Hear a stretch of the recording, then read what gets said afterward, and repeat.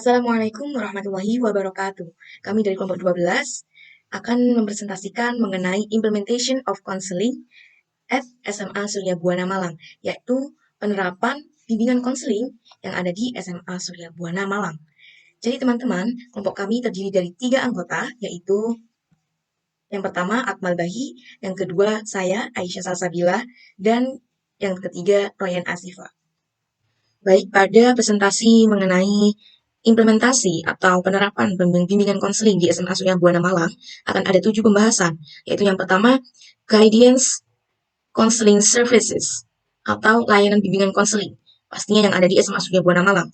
Kemudian Counseling Guidance Organization Management Process, kemudian Counseling Guidance Service Mechanism, and then Supporting Infrastructure for the Implementation of Counseling Guidance atau proses sarana-prasarana pendukung penerapan bimbingan konseling. Jadi tadi ada layanan, proses manajemen organisasi, kemudian mekanisme layanan, sarana-prasarana, and then next, guidance counseling teacher methods in solving problems in students. Jadi metode guru bimbingan konseling atau guru BK dalam menyelesaikan masalah pada siswa. And then counseling guidance evaluation stages atau tahapan evaluasi bimbingan konseling yang ada di SMA Surya Buana Malang. And then the last, informal suggestions in the process of implementation of counseling guidance, yaitu saran dari informan dalam proses pelaksanaan bimbingan konseling, khususnya di SMA Surya Buana Malang. Langsung saja pada pembahasan yang pertama, yaitu Guidance Counseling Services at SMA Surya Buana Malang, yaitu layanan bimbingan konseling di SMA Surya Buana Malang. First, guidance and counseling is an effort to assist students in developing themselves in personal, social, learning, and career aspects. Jadi, teman-teman, bimbingan dan konseling ini merupakan suatu usaha atau upaya dalam membantu siswa untuk mengembangkan diri dalam berbagai aspek, baik itu aspek pribadi, kemudian sosial, ataupun dalam belajar, maupun dalam karir. And then, through guidance, students are provided with assistance in order to recognize their needs, talents, interests, and values that form the basis of their life experiences. Jadi melalui bimbingan ini, peserta didik itu diberikan bantuan agar dapat mengenali kebutuhannya, kemudian bakatnya apa, minatnya itu apa, dan nilai-nilai yang menjadi dasar pengalaman hidup mereka. Kemudian berdasarkan wawancara dan juga pengamatan kami, bahwa there is still much that needs to be developed further in the future by paying attention to and considering the following aspects. Jadi, yang berdasarkan kita lihat di SMA Surya Buana Malang ini, dalam layanan bimbingan konselingnya, masih banyak hal yang perlu dikembangkan lagi ke depannya, yang pastinya tetap memperhatikan dan juga mempertimbangkan beberapa aspek, yakni yang pertama, guidance, program, implementation, and development principles. Maksudnya yaitu prinsip-prinsip pelaksanaan dan pengembangan program bimbingan. Jadi untuk mencapai kesuksesan dalam mengatur program bimbingan, itu penting banget untuk memiliki pemahaman yang mendalam tentang prinsip-prinsip yang menjadi dasar dari proses bimbingan tersebut.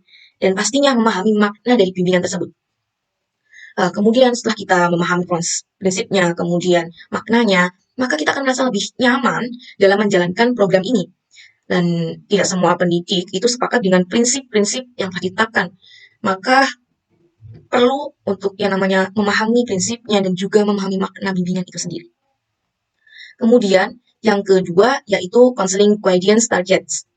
Maksudnya sasaran bimbingan konseling. Jadi ada bimbingan bagi siswa bermasalah.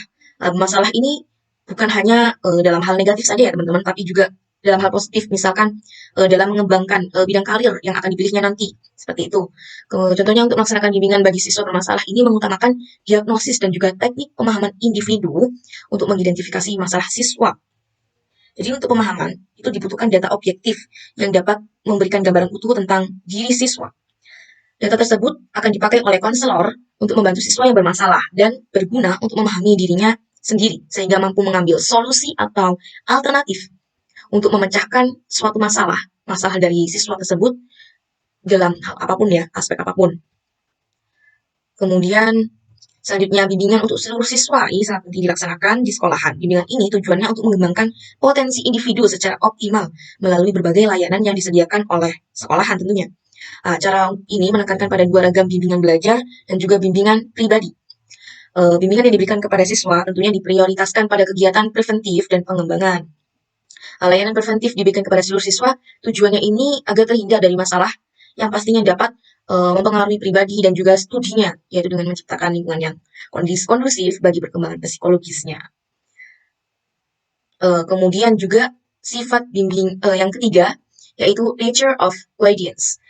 Sifat bimbingan. Nah, sifat bimbingan ini yang pertama, bimbingan bersifat preventif.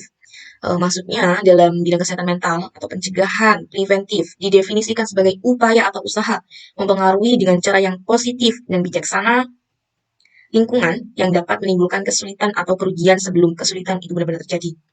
Jadi maksudnya yaitu upaya di mana kita mempengaruhi itu dengan cara hal yang positif dan bijaksana, yang mana lingkungan itu dapat menimbulkan kesulitan dan kerugian sebelum kesulitan itu benar-benar terjadi.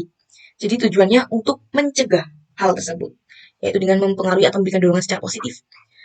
Kemudian model bimbingan bersifat preventif ini mengantisipasi terjadinya masalah pada waktu yang akan datang. Jadi pencegahan. Kemudian yang kedua yaitu bimbingan bersifat pengembangan. Nah, bimbingan bersifat pengembangan ini menekankan pada pemberian bantuan kepada semua siswa untuk gunanya yaitu mencapai perkembangan yang optimal. Aspek yang keempat yaitu counseling guidance in educational settings. Nah, ini itu maksudnya bimbingan konseling dalam setting pendidikan. Itu seperti apa? Yaitu setiap lembaga pendidikan mulai dari taman kanak-kanak sampai sekolah perguruan tinggi, sekolah dasar, sekolah menengah, sekolah menengah pertama menengah ke atas sampai perguruan tinggi mempunyai tujuan institusional. Maksudnya di sini tujuan masing-masing lembaga pendidikan itu sesuai dengan jenis dan jenjang pendidikan yang diselenggarakan.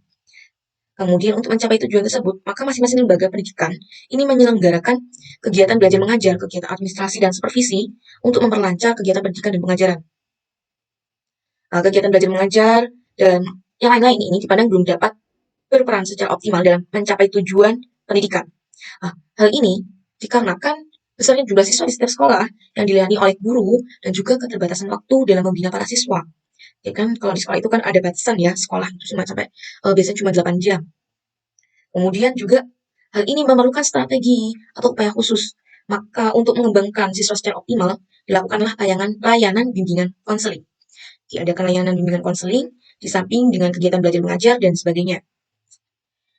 Dari berbagai pandangan yang telah dikemukakan, maka dapat kita simpulkan bahwa bimbingan dan konseling itu merupakan bagian integral dari program pendidikan ya teman-teman, yang mana eksistensi dari bimbingan dan konseling di lembaga pendidikan itu suatu konsekuensi dari hakikat pendidikan yang memandang manusia itu unik dan proses pengembangannya harus diperhatikan keunikan-keunikannya.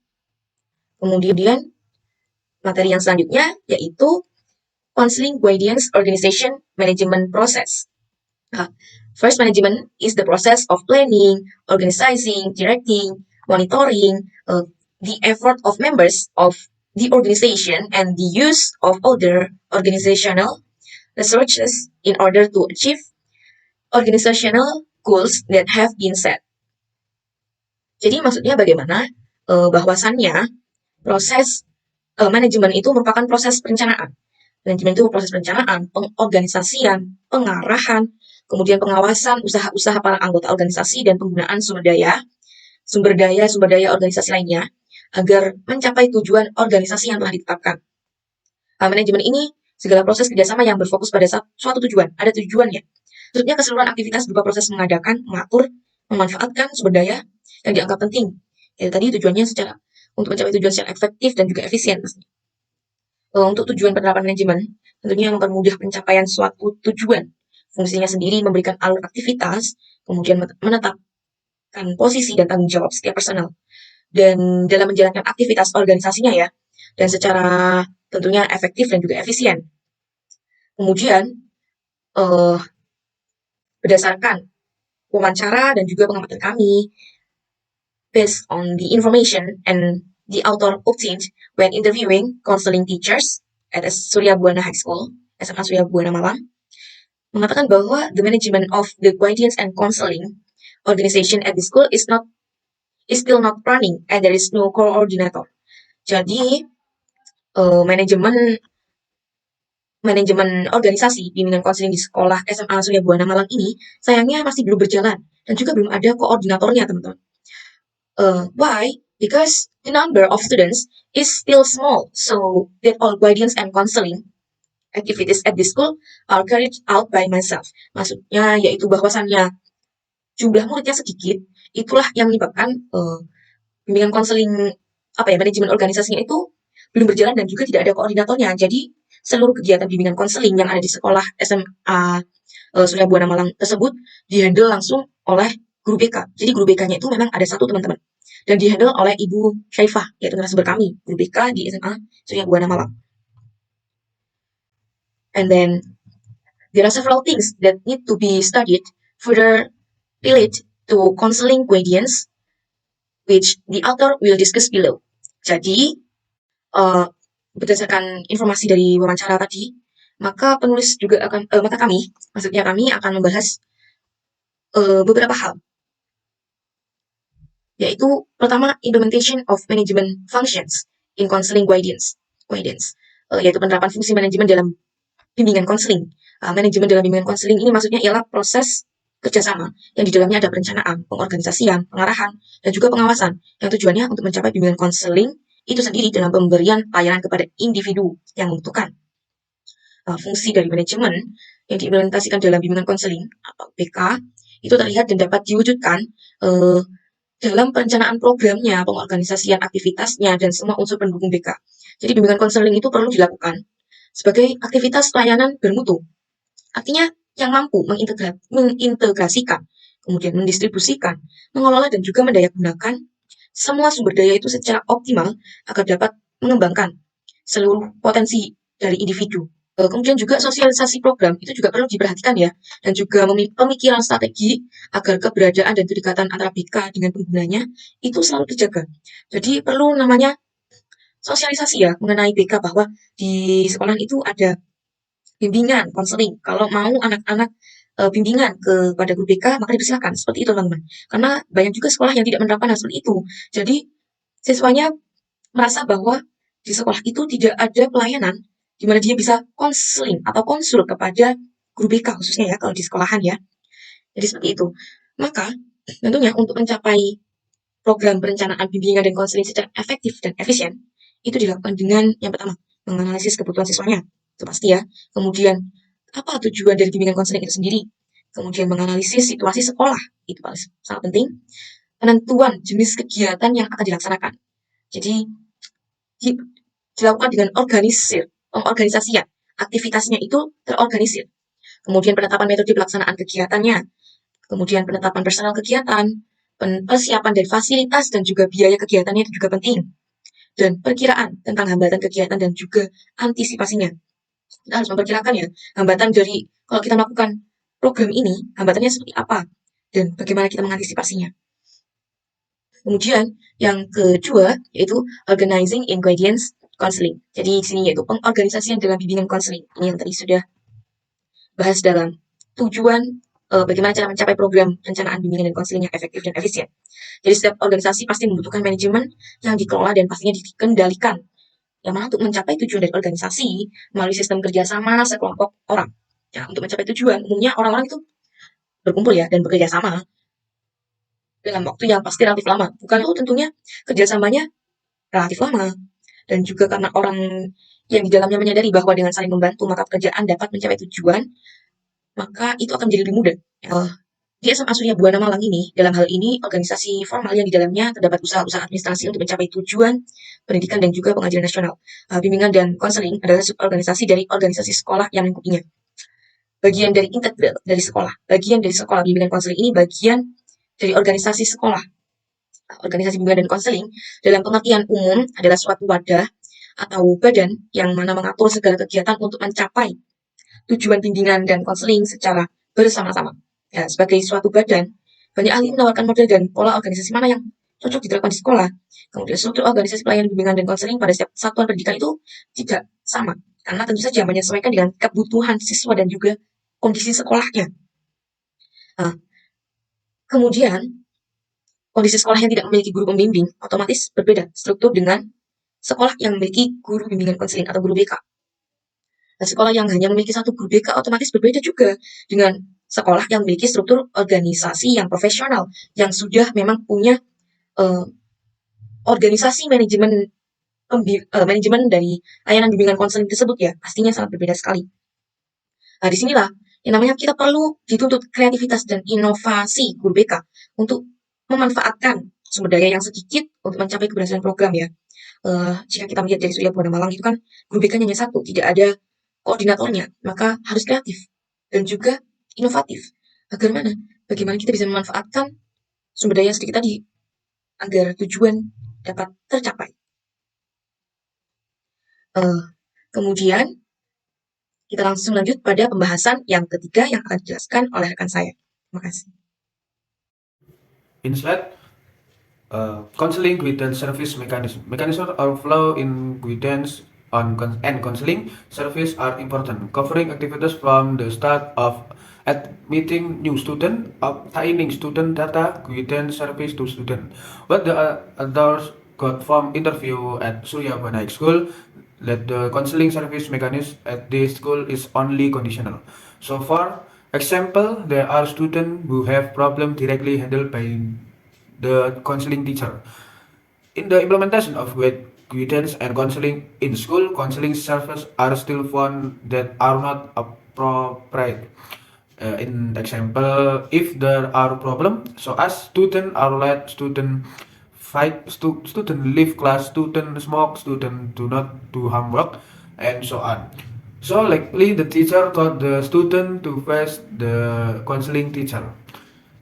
Jadi mekanisme bimbingan konseling yang ada di SMA Surya Buana ini berjalan secara kondisional, dalam artian kondisional saja. Guru BK itu mengatasi permasalahan yang ada pada siswa di sana. Dikarenakan faktor yang pertama itu siswanya hanya terbatas, artinya sedikit, dan juga guru BK-nya cuma ada satu.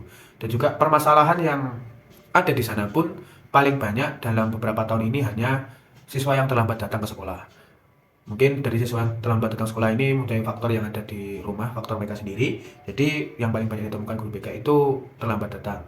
Nah, sebenarnya mekanisme bimbingan konseling ini bertujuan atau tujuannya itu di hal akademisnya. Dalam artian, bila mana siswa menjalani akademis atau menjalani satu mata pelajaran dan juga siswa itu punya masalah di mata pelajaran tersebut, itu ditangani oleh guru mata pelajaran tersebut. Jadi tidak semena-mena siswa ini bermasalah langsung diberikan kepada BK, tetapi guru mata pelajaran tersebutlah yang mencoba untuk menangani siswa tersebut, masalah mereka itu ada di mana, dan juga guru wajib memberikan solusi untuk permasalahan yang dialami oleh siswa tersebut di mata pelajaran itu. Nah, itu adalah contoh mekanisme yang ada di bimbingan konseling. And next slide, supporting infrastructure for the implementation of counseling guidance. The counseling facilities at Surya Buana High School are arguably inadequate. There is only one small room available which is still used for other activities not specifically for counseling guidance. Therefore, below the other will discuss the infrastructure that shall exist in various schools. Implementation equipment, one form of letter and counseling card, list of cases conference notice, group guidance notice, problem book, and the bulletin board. Physical facilities, counselor workspace, counseling room, consultation room, waiting room and guest room, group guidance or meeting room, library room. Di slide ini menerangkan terkait sarana atau sarana prasarana pendukung dari bimbingan konseling. Nah, berdasarkan wawancara kemarin dan juga kita tim observer melihat sendiri bahwasanya mungkin di fasilitas yang bersifat dokumen itu sudah ada, dalam artian sudah ada dan sudah berjalan. Mungkin kalau yang belum itu cuma kartu konseling. Di sana itu cuma memberikan form saja untuk setiap siswa itu dijatah, dalam artian mereka yang mau konseling itu diberikan form untuk disetorkan ke guru BK. Nah, ini pun juga berjalan secara kondisional. Jadi banyak siswa yang tidak memanfaatkan sarana tersebut sehingga dirasa oleh guru BK itu tidak berjalan dengan baik. Namun dalam artian fasilitas yang berbentuk dokumen itu tetap ada. Nah, fasilitas yang berbentuk fisik. Nah, kita sendiri sudah kemarin dari observer sudah di sana dan juga melihat sendiri kondisi ruang BK itu sangat-sangat tidak memadai. Dalam artian memang ada ruang disediakan ruang BK untuk ruang konselor konselor sendiri, ruang kerja itu sudah ada, lemari pun dianggap sebagai library room, lemari sudah ada. Namun ada beberapa ruang yang tidak ada di sana, yakni ruang konseling atau ruang konsultasi, terus ruang tamu, dan juga ruang meeting. Dalam artian ini meeting mungkin meeting dengan guru ataupun dengan dengan jajaran yang lain. Nah, di sana sendiri itu tidak ada ruang-ruang tersebut. Jadi cuma ada satu ruangan, satu meja, satu kursi, dan satu lemari besar. Itu digunakan oleh guru BK, dijadikan untuk ruang kerja. Nah, ruang konselingnya di mana? Itu ruang konselingnya itu ya kondisional. Jadi di bawah itu disediakan karpet atau alas untuk ruang konseling dan juga itu tidak tertutup. Nah, seharusnya di konseling room itu harusnya ada privacy atau privasi. Jadi hal itu tidak terpenuhi di SMA Surya Buana. Nah, ini juga terkait ruang-ruang ini memang sangat-sangat belum terpenuhi. Ruang tamu pun belum ada dan ruang BK yang ada di sana ini digabung dengan ruang UKS ataupun dengan yang sebelahnya itu ada ruang nggak tahu itu ruang apa gudang atau apa itu. Jadi satu kelas itu dibagi menjadi 3 ruangan. Nah, itu sangat-sangat tidak memadai yang sesuai dengan ruang BK pada sekolah yang lain. Okay, number 5 is guidance counseling teacher methods in solving problem in students. Yang kelima adalah metode guru BK dalam menyelesaikan permasalahan para murid. Okay, there are several ways for guidance counseling teacher to overcome problems in student, include communicating with student, number 1. Okay, jadi ada beberapa cara ataupun ada beberapa jalan bagi para guru BK ini untuk menyelesaikan masalah yang ada pada para siswa di sekolahnya. Yang pertama ada berkomunikasi dengan siswa. Nah, tentunya sebagai guru BK ketika mendengar ataupun mengetahui ada siswanya yang bermasalah, pastinya kan misalnya kita jadi guru BK lah, pastinya kita kan langsung tanyalah ke siswa yang bermasalah tersebut, ada apa, kenapa, ataupun ada kendala apa kok sampai bisa ada kejadian seperti ini, katakan seperti itu. Nah, kita bisa langsung tanya ke mereka dimanapun ataupun kita bisa memanggil mereka ke ruangan BK. Nah, namun ketika mereka kita tanyai dan mereka belum mau untuk menceritakan permasalahan mereka, kita juga tidak boleh untuk memaksa mereka. Kita nggak boleh memaksa mereka untuk menceritakan permasalahan mereka saat itu juga.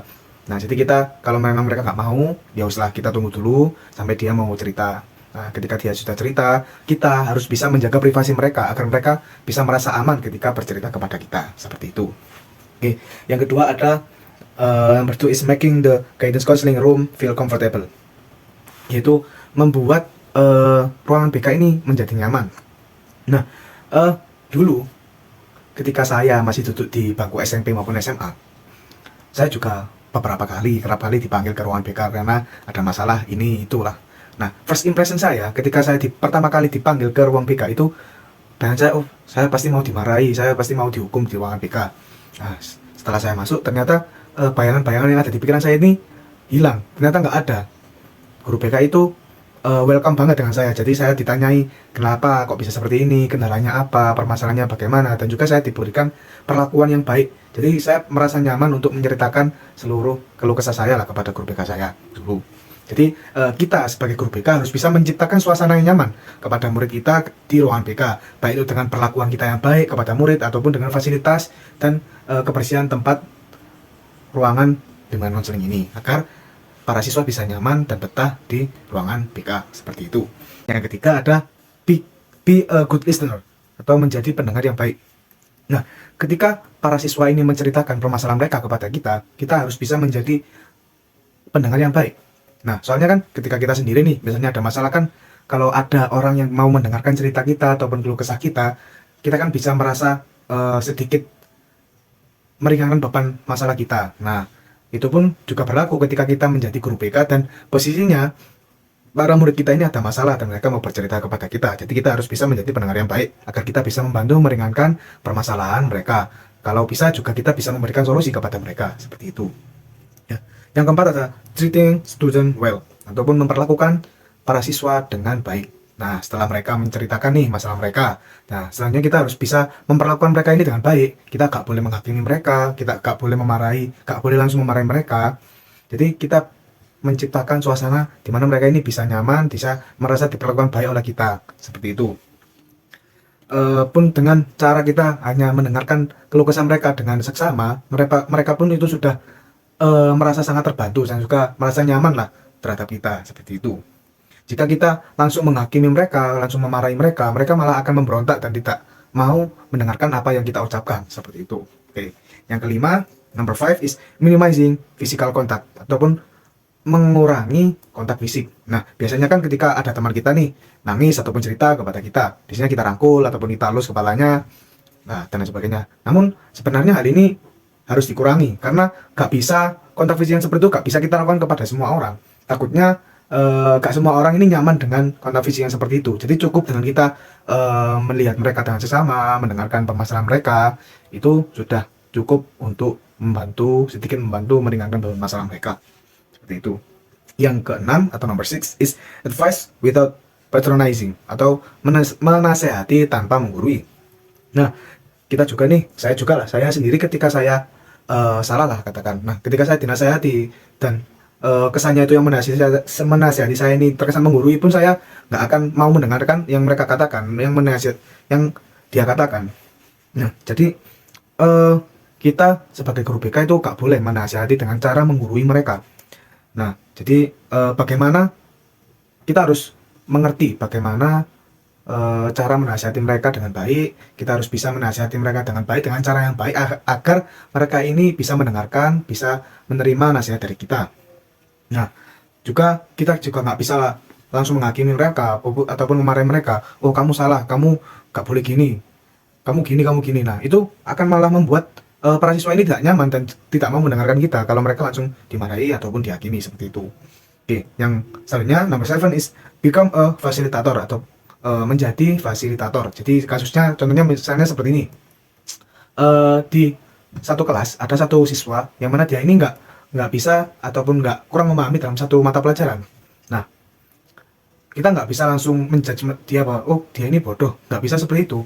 Bisa saja dia kurang memahami mata pelajaran tersebut dikarenakan dia kurang cocok dengan metode pembelajaran yang dipakai oleh guru di mapel tersebut. Nah, di sini peran kita sebagai guru BK, kita bisa menjadi jembatan antara murid ini dengan guru terkait agar mereka berdua ini bisa menemukan titik temu agar siswa ini bisa memahami pelajaran dengan baik dan nilainya nggak tertinggal dari teman-temannya yang lain, seperti itu.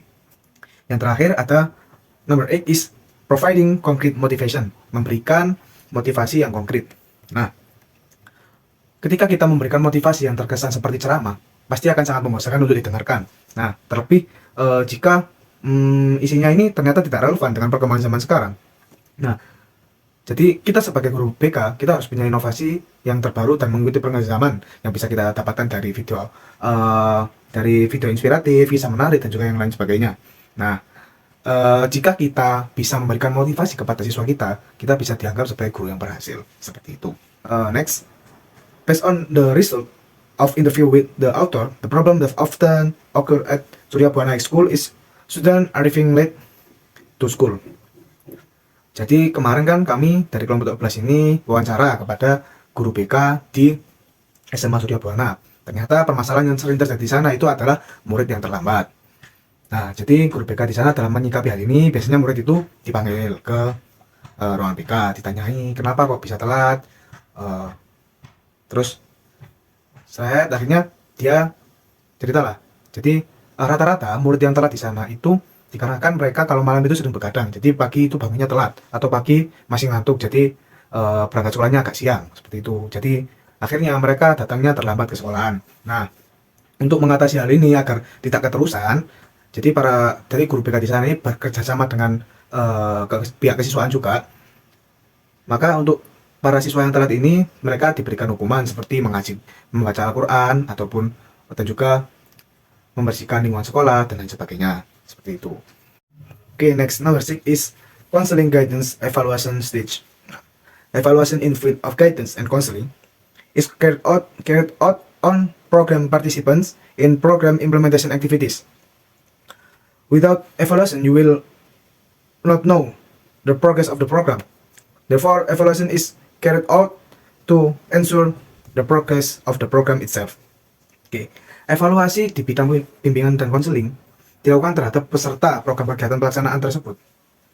Tanpa evaluasi, kita tidak akan tahu mengenai kemajuan program. Oleh karena itu, evaluasi ini dilakukan untuk memastikan perkembangan dari program itu sendiri. Nah, ketika kita membahas masalah evaluasi, pasti akan muncul satu topik, yaitu terkait standar evaluasi tersebut, di mana salah satu standar evaluasi ini adalah akuntabilitas. Nah, akuntabilitas pun ini sering dibicarakan dan menjadi pembicaraan oleh para profesional seperti itu. Nah, di bidang bimbingan konseling, kebutuhan mengenai hasil evaluasi ini sangat urgent, sangat diperlukan. Konselor sekolah bekerja dalam rangka mencapai tujuan pendidikan di sekolah melalui program bimbingan konseling. Nah, konselor sekolah secara rutin dimintai untuk menunjukkan bahwa pekerjaan mereka ataupun apapun yang mereka lakukan ini memberikan kontribusi bagi sekolah, bagi keberhasilan siswa, terutama pada prestasi siswa. Nah, bukan hanya itu, para konselor sekolah ini juga diminta untuk menunjukkan bagaimana cara mereka membuat analisis tentang perbedaan dalam kehidupan siswa. Jadi seperti kayak kita, misalnya kita sebagai konselor nih, jadi kita itu harus benar-benar bisa menunjukkan ini loh hasilku selama jadi guru BK di sini, katakan seperti itu. Ada peningkatannya, ada perkembangannya dari setiap siswa, seperti itu. Nah, evaluasi akuntabilitas ini memang harus mutlak untuk dilakukan oleh konselor sekolah dimanapun, seperti itu. Oke, next, the purpose of the evaluation program. Number 1 is to find out the level of activity implementation and achievement of the program objective that have been set. Tujuan evaluasi program BK yang pertama adalah untuk mengetahui tingkat pelaksanaan kegiatan dan pencapaian tujuan program yang telah ditetapkan. Jadi yang namanya evaluasi kan di mana-mana. Jadi kita biar kita itu bisa tahu sejauh mana program ini sudah berjalan, sejauh mana perkembangan program ini selama berjalannya, seperti itu. Dengan cara mengkaji program pelayanan BK yang telah dan juga sedang dilaksanakan, yang hasilnya dapat diketahui dasar bagi guru BK untuk mengembangkan dan meningkatkan program BK ini agar bisa lebih berkembang lagi, seperti itu. Yang kedua, to develop and improve guidance counseling programs in school concert.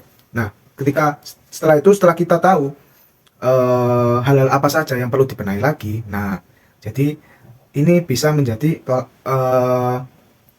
dorongan kita. Jadi ini misalnya ada masalah di sini, ini harus kita benahi. Nah, itu bisa mengembangkan dan meningkatkan program BK yang dari sekolah ini agar bisa lebih baik lagi ke depannya, seperti itu.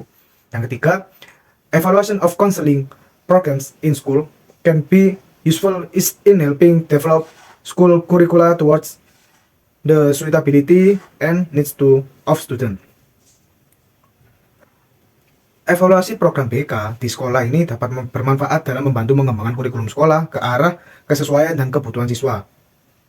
Jadi ketika kita tahu hasil evaluasi dari bimbingan konseling ini, jadi kita juga bisa mengembangkan kurikulum sekolah agar bisa memenuhi kebutuhan siswa di sekolah, seperti itu.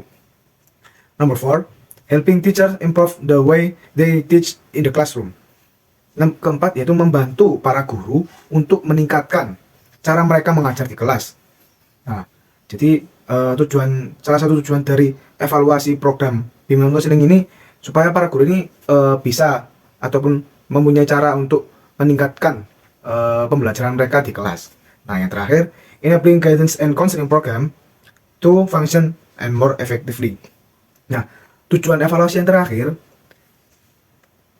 memungkinkan program bimbingan konseling ini berjalan dan berfungsi lebih efektif. Jadi setelah dievaluasi, dalam berjalannya lagi ke depannya ini diharapkan agar program ini bisa berjalan lebih efektif lagi. Nah, oke. Nah, then the evaluation of counseling guidance at Surya Buana High School. The counseling teacher at the school are more focused on evaluating punishment to student in coordinating with student, as well as evaluating treatment for student problems. Nah, namun setelah kami wawancara ke guru BK di SMA Surya Buana ini, ternyata di sana guru BK ini lebih fokus untuk mengevaluasi terhadap tindakan-tindakan yang mereka lakukan kepada para murid di sekolah, seperti hukuman tadi ketika para murid telat. Soalnya masalah yang ada di sana itu nggak terlalu berat dan juga nggak terlalu kompleks. Jadi masalahnya hanyalah masalah-masalah ringan lah yang bisa diatasi dengan hukuman yang ringan juga. Jadi dan guru BK pun dalam mengevaluasi hal ini juga bekerja sama dengan pihak kesiswaan. Selain itu terkait treatment atau perlakuan juga dari guru BK ini selalu mereka evaluasi agar siswa kedepannya bisa semakin nyaman dengan program bimbingan konseling. Okay, last number 7 is information in the process of implementation of counseling guidance. Relate to the completeness of infrastructure that can be supplemented again for the problem that occur to student at the school, not too many, only small problem and not too heavy. Nah, yang ketujuh ada saran oleh informan dalam proses pelaksanaan bimbingan konseling. Nah, jadi saran dari informan kemarin untuk pelaksanaan bimbingan konseling di SMA Surya Buana ini mungkin bisa untuk sarana dan prasarana lebih diperlengkap lagi karena memang di sana itu secara sarana dan prasarana itu masih belum memadai. Jadi saran dari guru BK di sana agar untuk sarana prasarana bisa dilengkapi lagi agar kegiatan program bimbingan konseling ini bisa berjalan lebih baik lagi. Nah, terkait untuk masalah-masalah yang dihadapi oleh guru BK, masalah-masalah siswa di sana itu pun selama ini alhamdulillah tidak ada masalah yang terlalu berat, hanya misalnya aja masalah kecil lah kayak telat atau bagaimana dan lain sebagainya, nggak sama masalah yang berat-berat banget. Jadi sementara seperti itu. Oke. Sekian presentasi dari kelompok 12. Terima kasih atas perhatiannya. Wassalamualaikum warahmatullahi wabarakatuh.